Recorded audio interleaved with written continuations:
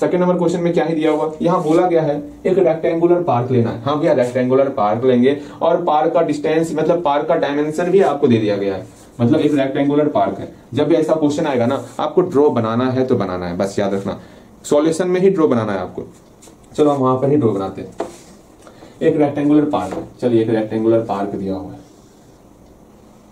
हाँ भैया एक रेक्टेंगुलर पार्क दिया हुआ है, ये ड्राइंग बनाना होगा सॉल्यूशन में। एक लास्ट बार बोल दिया आपको, रेक्टेंगुलर पार्क है जिसका डायमेंशन दिया हुआ है, लेंथ है 50 मीटर और ब्रेथ है आपका 40 मीटर।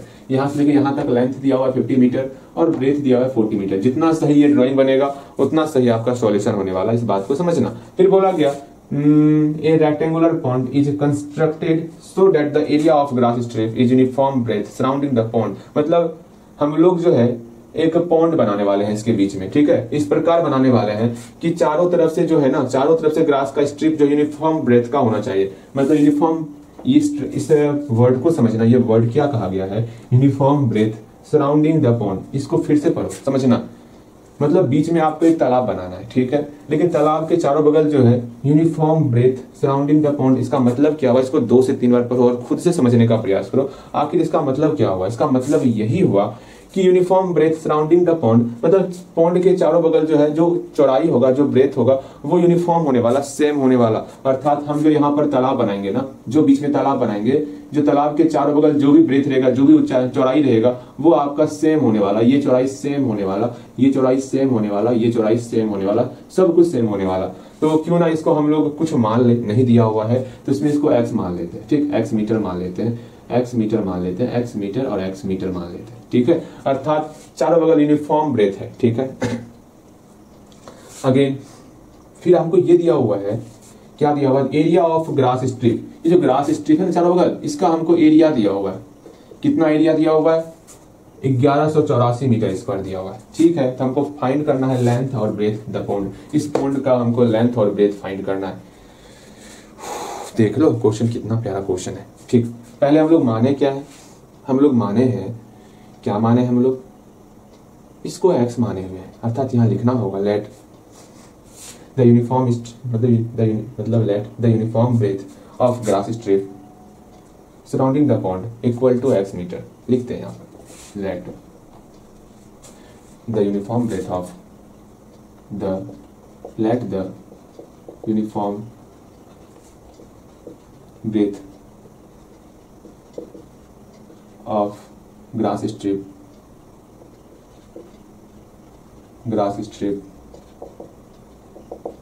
surrounding the pond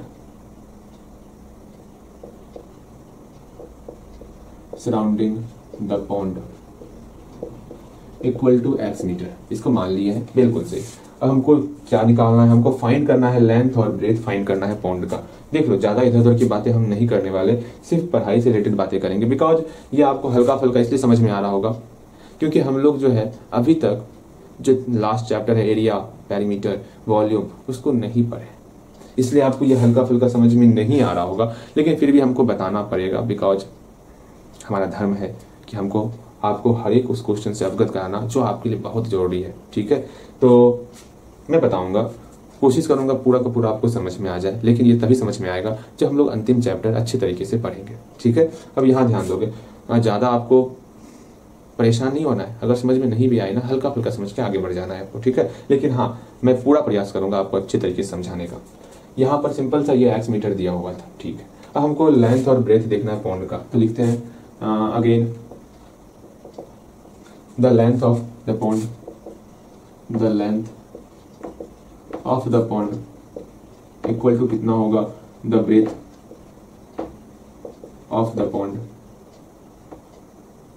अच्छा ऑफ पॉन्ड रहने दो, दे भी सकते हो। अब यहाँ पर पॉन्ड का हमको लेंथ, इसका लेंथ कितना होगा, तो आप बोलो भैया इसका लेंथ टोटल 50 में से इस x और इस x को घटा देंगे तो यहाँ से लेके यहाँ तक निकल जाएगा। अर्थात टोटल 50 में से क्या घटाएंगे, x और x को घटा देंगे।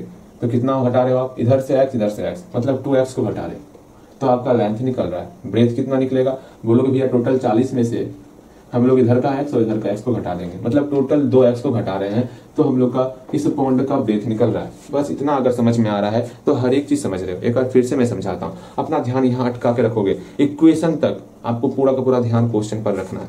फिर से देखो, टोटल 50 था, 50 में से इधर का x और इधर का x घटा दिए, अर्थात 50 में से 2x घटा दिए। ठीक, इधर टोटल 40 था, 40 में से इधर का x और इधर का x 2x हम घटा दिए, अर्थात हम लोग का कितना हो गया, लेंथ हम लोग का निकल गया 50 माइनस 2x, इधर ब्रेथ निकल गया हम लोग का 40 माइनस 2x। बहुत प्यारा सा ये हम लोग निकाल चुके। यहाँ तक अगर समझ में नहीं आएगा तो पहले पूछ लोगे हमसे, भैया यहाँ तक समझ में नहीं आया। मेरे ख्याल से यहाँ तक तो समझ में आ जाएगा। अब अकॉर्डिंग टू क्वेश्चन चल रहा है, क्वेश्चन में क्या दिया हुआ इसको देखेंगे और मतलब अपना जो है क्वेश्चन सॉल्व हो जाएगा। यहाँ क्वेश्चन में हमको ये दिया हुआ एरिया ऑफ ग्रास स्ट्रिप इतना दिया हुआ, यहाँ लिखो area of grass strip, area of grass strip कितना है 1184। ठीक है, अब आराम से इसको सॉल्व करना है। ये एरिया ऑफ ग्रास स्ट्रिप कैसे निकालोगे, टोटल एरिया में इस पॉन्ड के एरिया को घटा देंगे तो ये एरिया निकलेगा। यही चीज आपको समझाना था वहां पर। ठीक है, ये आप इसे पहले वाले क्लास में भी पढ़े होंगे। टोटल एरिया में अगर इस पॉन्ड के एरिया को हम सब्ट्रैक्ट कर देंगे तो ये ग्रास का एरिया निकल जाएगा, बिल्कुल निकलेगा।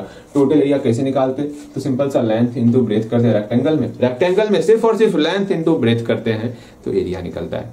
हाँ भैया, इसी बात को आप आराम से बोल सकते थे ना। अच्छा ठीक है, यहाँ देखो इस 50 और 40 को मल्टीप्लाई करेंगे तो ये पूरा का पूरा एरिया निकल जाने वाला। हाँ भैया समझ रहे हैं।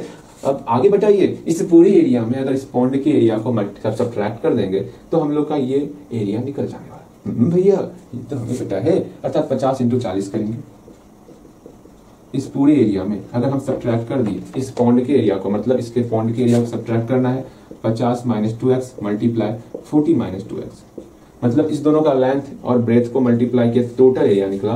पॉन्ड के लेंथ और ब्रेथ को मल्टीप्लाई किया तो पॉन्ड का एरिया निकला। दोनों का आपस में सब्ट्रैक्ट करेंगे तो इसका एरिया निकल जाएगा, इस ग्रास स्ट्रिप का एरिया निकल जाएगा। बस यही आपको समझाना था। मेरे ख्याल से ये चीज आपको समझ में नहीं आया होगा। एक बार फिर से इसको रोको और फिर से वीडियो पीछे करो और इसको समझने का प्रयास करो। जब तक इसको नहीं समझोगे ये क्वेश्चन आपको समझ में नहीं आएगा। तो कृपया करके इस क्वेश्चन को समझने के लिए आपको इसको समझना होगा। इसको समझिए, फिर से मैं बताना चाहूंगा आपको। ठीक है, ध्यान से देखोगे।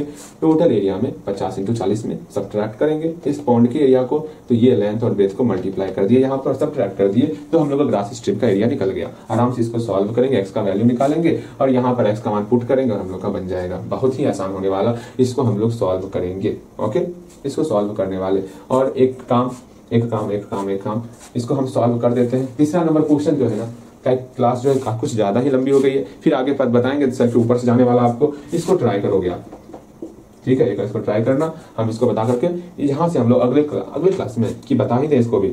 अच्छा देख लेते हैं, पहले इसको समझाते हैं आपको, फिर इधर भी ध्यान देंगे आपका। ठीक है, देखो यहाँ पर इधर हल्का हिंट दे देंगे, इक्वेशन तक निकाल देंगे, आप बना लोगे मेरे ख्याल से। ठीक, यहाँ देखो इसको सॉल्व कर लेते हैं हम लोग। 50 इंटू 40 करेंगे तो यह कितना हो जाएगा, कितना हो गया, 2000 हो गया। हाँ भैया 2000 हो गया। ठीक, अगेन माइनस, इसको सॉल्व करेंगे 50 इंटू 40। ठीक, इसका मल्टीप्लाई पूरे टर्म के साथ तो आपका 2000 यहाँ हो गया, माइनस का माइनस, खुद से सॉल्व करो 100x। ठीक है, हाँ भैया 100x, फिर माइनस प्लस माइनस 80x, फिर minus into minus plus 4x square. ठीक, यहाँ पर 1184 हो गया। यहाँ ये मेरा प्लस के फॉर्म में था, बराबर की उस तरफ करेंगे तो माइनस के फॉर्म में हो जाएगा। इस तरफ एक काम करें, सबको बराबर किधर ही लेते आते हैं ना, क्यों इधर उधर करना। ठीक है, सबको एक तरफ ही रखते हैं। यहाँ पे 2000 माइनस, सब में हम लोग एक काम करेंगे, माइनस से मल्टीप्लाई करो, माइनस से तो सबका चिन्ह चेंज होगा। ध्यान से समझो, यहाँ पर 2000 हो गया, यहाँ पर प्लस 100x हो गया, यहाँ पर प्लस 80x हो गया, यहाँ पर माइनस 4x स्क्वायर हो गया। इसको बराबर किस इधर लेते आएंगे तो 1184 इक्वल टू 0 हो गया। ठीक है, अब यहाँ पर ये दोनों आपस में जुटेगा। हाँ भैया जुटेगा तो घटेगा, या जुटेगा तो जोड़ना है। और ये दोनों आपस में कट गया, हटाइए, जय सिया राम, खत्म। हाँ भैया खत्म हो गया। इस दोनों को जोड़ दिए, 180x हो गया। हाँ जी ठीक है, minus 4x square minus 1184 equal to 0। अब यहाँ पर सॉल्व करना होगा ना भैया, जैसे इसमें माइनस से मल्टीप्लाई कर देते हैं और एक्स स्क्वायर को आगे लिख लेते हैं। तो ये मेरा समझो, माइनस से पहले मल्टीप्लाई करो तो सिंपल सा, ये आपका माइनस में आ गया, ये आपका प्लस में आ गया, ये आपका प्लस में आ गया। कॉमन भी नहीं रह गया, कॉमन भी लेके खत्म ही कर देते हैं 4 को। हाँ 4 कॉमन भी ले लो आप, आपको गुणनखंड करने में आसानी होगा। ठीक है, हम लोग 4 -4 कॉमन ले लेते हैं। -4 कॉमन ले लिए, यहाँ क्या बचा, 4 चौकी 16, 4 पंचे 20, 45x बचा। यहाँ पर आपका, लेकिन यहाँ माइनस आया आगे में ना, हाँ भैया माइनस भी कॉमन लिया तो माइनस आएगा, चिन्ह परिवर्तन होगा, बिल्कुल चिन्ह परिवर्तन होगा। -45x हुआ, यहाँ ध्यान रखना है, अपना सारा ध्यान यहाँ पर केंद्रित करके रखना है। इससे -4 को निकाले, यहाँ पर +x² आपका रहा, यहाँ पर भी आपका प्लस में कन्वर्ट होगा क्योंकि माइनस कॉमन लिए हुए। 4 कॉमन लेंगे कितना होगा, 4 से भाग लगाओ, 4 दूनी 8, 3 4 9 36, 4 चौके 24, 296 हुआ ना, ठीक, इक्वल टू 0 की है। इस -4 मल्टीप्लाई के फॉर्म में है, बराबर किस तरफ ले जाएंगे तो भाग लगेगा, वो भी 0 हो जाएगा। ठीक है, अब देखो कैसे बनेगा, बस अपने आप को शांत रखना, कैलकुलेशन करते समय भटकाना मत अपने आप को। ठीक, मैंने बताया ना, हम लोग उस पड़ाव पे पहुंच गए हैं जहां पर एक से एक क्वेश्चन आपके समक्ष आने वाला, उस क्वेश्चन को बस देखोगे आप कैसे बनता है, क्या करना होता है। ठीक है, और उसको बनाने का प्रयास करोगे। इस -4 को बराबर की उस तरफ ले गए तो ये खत्म हो गया। हाँ भैया, अंदर में क्या बचा, x² -45x, फिर आपका +296 इक्वल टू 0 हो गया। ये -4 बराबर किधर आकर के 0 खत्म हो गया। कैसे 0 हुआ, 0 में किसी भी संख्या से भाग देंगे तो वो 0 ही होता है। अगर इसको सॉल्व करना है, यहाँ पर क्वाड्रेटिक फॉर्मूला यूज करोगे या फिर इसको फैक्टराइजेशन से सॉल्व करने वाले। देखते हैं ये मेरा फैक्टराइजेशन से सॉल्व होता है कि नहीं होता है। अगर नहीं होगा, यहाँ खुद का दिमाग लगाओगे, पहले खुद से प्रयास करोगे। गलती होगा थोड़ा देर समझाओ अपने आप को, थोड़ा समय दो, क्योंकि फैक्टराइजेशन एग्जाम में आपको खुद से ही करना है, खुद से वो 2 नंबर का पता लगाना है जिससे कि आसानी से फैक्टराइज हो जाए। तो यहाँ से आपको खुद से एक बार प्रयास करना है, कम से कम प्रयास करोगे, प्रयास हो गया होगा। अब यहाँ ध्यान देना है,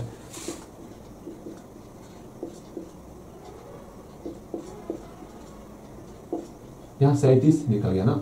अब इसमें किसमें किसको मल्टीप्लाई करें, जो 2 नंबर बनेगा और 45 फुट जाएगा। देखते हैं, 8 7 15 हो तो गया, 8 37 में 8 जोड़ेंगे तो मेरा 45 हो रहा है। माइनस चाहिए तो दोनों माइनस लगा देंगे, अर्थात -45 को जोड़े -37, मतलब -45 को हम लोग लिख सकते हैं -37 और -8 के फॉर्म में। मल्टीप्लाई करेंगे तो माइनस इंटू माइनस मेरा प्लस हो जाएगा, मेरा प्लस सिंबल भी आ रहा है, अर्थात बिल्कुल सही दिशा में हम लोग जा रहे हैं। ओके, यहाँ से x² -37x और -8x + 296 इक्वल टू 0 हो गया। अब यहाँ से हम लोग सिंपल सा इसको सॉल्व करेंगे। ठीक है, इसको सॉल्व करेंगे हम लोग। यहाँ पर x कॉमन ले लिए, x -37 हो गया, यहाँ पर भी x -37, यहाँ पर कितना कॉमन ले जो x में मल्टीप्लाई करने पर -8 फूट जाए, तो भैया -8 कॉमन लीजिए, बिल्कुल सही। आराम से इसको सॉल्व कैंदा। हाँ भैया, यहाँ पर x -8 आया इक्वल टू 0, क्यों छोड़ो थो, देयरफॉर x -37 इक्वल टू 0, तो x का मान हम लोग का 37 आ गया। अगेन x -8 इक्वल टू 0, तो x का मान हम लोग का 8 आ गया। अब सोचो यहाँ पर अगर यहाँ 37 पुट कर देंगे, 37 गुनी कितना हो जाएगा, आपका 74 हो जाएगा। आप 50 में 74 घटाओगे तो माइनस में रिजल्ट निकलेगा।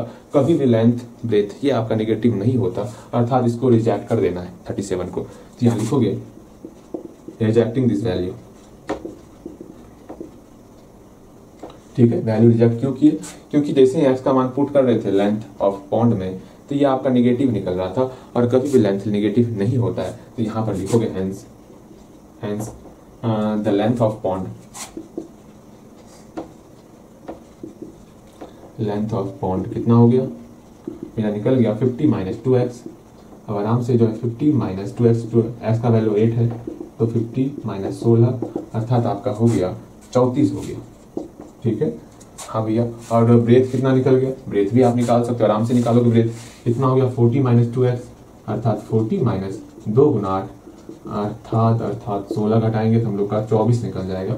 बस हम लोग का लेंथ और ब्रेथ दोनों निकल चुका है। इसी प्रकार आपको बनाना है। ठीक है, अब तीसरा नंबर क्वेश्चन, थोड़ा सा मैं हिंट्स दे देता हूँ, ध्यान से क्वेश्चन को देखो।